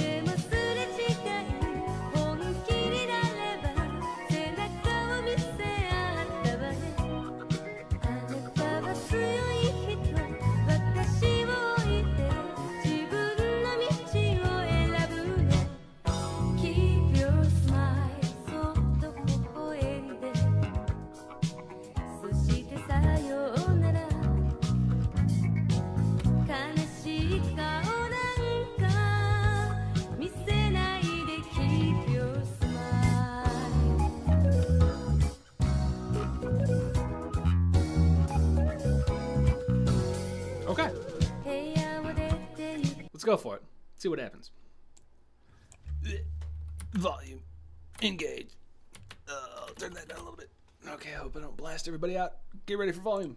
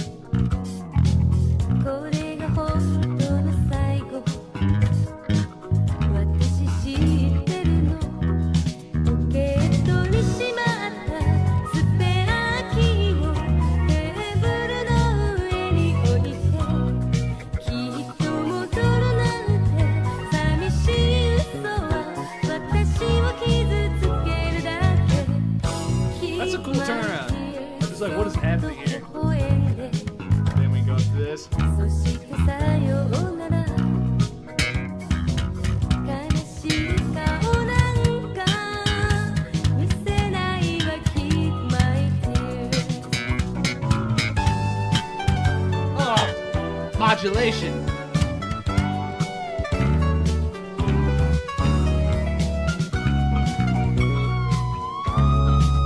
And a solo. 本当は少しだけ愛していたわ今頃気づいたなんて一人にしないでと言えたらきっと可愛い女なんでしょう Keep my tears そっと微笑んでそしてさようなら悲しい顔なんか見せないで Keep your smile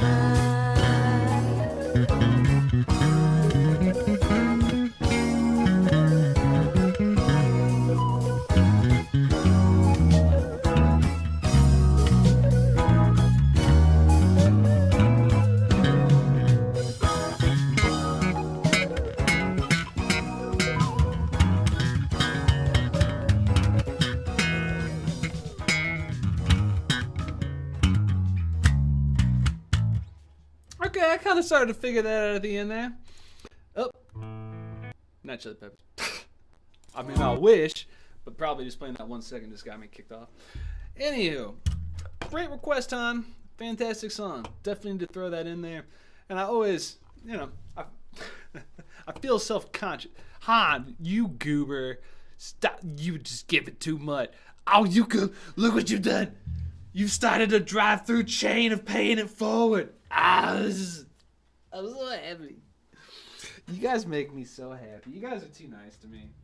You guys truly, anytime I get frustrated in life or humanity or anything, I just come here and then people are just so nice. People are so nice. You guys are so amazing. Thank you so much.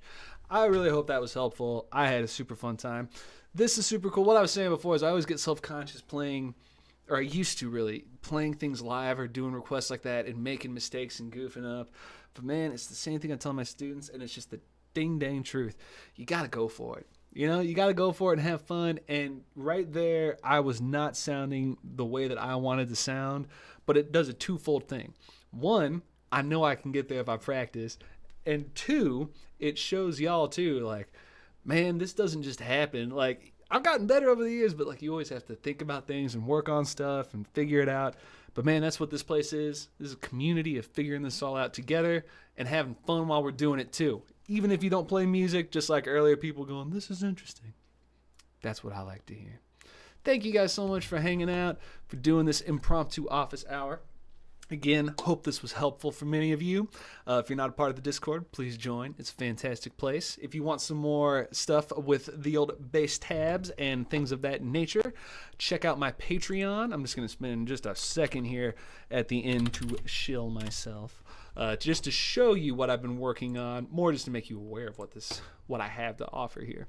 So I'm going through and adding these different collections of artists here. You can see I've got, it says every 3 videos is 1 song. So right now I've got 1 Kingo Hamada, 1 Taiko Nuki, 1 Tomoka-ran, 2 Tatsuros. But what you do is if you subscribe for $10 a month, you get access to the baseless backing track. It has all that info from Moises that I was telling you about. That's all here. It's also available on YouTube for many of these songs, not all of them, but everything that goes up on Patreon has that. Then you also get a baseless backing track video. So it has tab, no bass. So you can play along, or if you just want to hear the music and see what it sounds like with a bigger score, you've got that, and that's me playing bass on there. And you can download these backing tracks if you want to do that on your own. Just want to make that available to y'all. And as always, if this is something that you were just dying to have yourself, but you're like, I don't have any money, I don't care, message me. See, somebody just gave me $10 right there. That covers somebody else's free subscription right there. So if you really need any of this stuff, you just let me know. I will help you out. I think that's enough of me talking for today. I think we got a good 3 hours of Alex 63501 live. So thank you for hanging out. I hope y'all have a wonderful rest of your day, rest of your evening, whatever is going on for you, wherever you are. And I will catch y'all next time. Peace out.